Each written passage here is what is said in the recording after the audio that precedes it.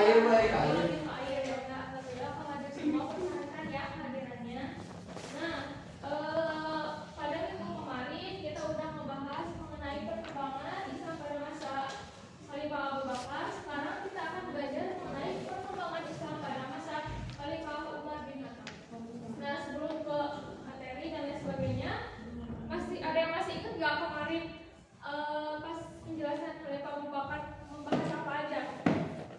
Ingat nggak? Ada yang ingat? Kelahiran. Sifat-sifat Abu Bakar. Ya. Kejayaan. Ya. Sekilas mengenai Khalifah Abu Bakar. Oh iya lupa, sebelum belajar kita berdoa dulu ya. Silakan dipimpin oleh Yayat deh. Nah, kan kayaknya dia dulu. Ya nggak apa-apa. Biasanya lagi makan. Sebelum kita mulai pelajaran, lebih baik kita berdoa. Berdoa untuk saya masing-masing dimulai.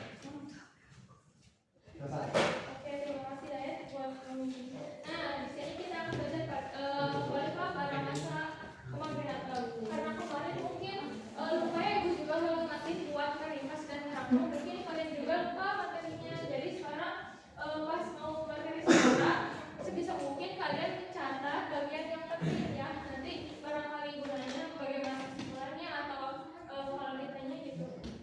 Ya. Sekarang kita pada masa Khalifah Umar bin Khattab. Nah, sebelum ke materi, di sini ada beberapa gambar. Yang pertama itu gambar apa coba? Orang yang minta Tapi iya, terus ini apa? bansos. Ya. Nah, ini apa? Thailand. Ini banget ya. Nah, menurut kalian ini gambar bakalan nyambung nggak? Apa hubungannya gitu? Nyambung. Kira-kira Orang yang minta terus dikasih. kira-kira itu relevansinya sama siapa? Sama seorang apa? Raden Mawar.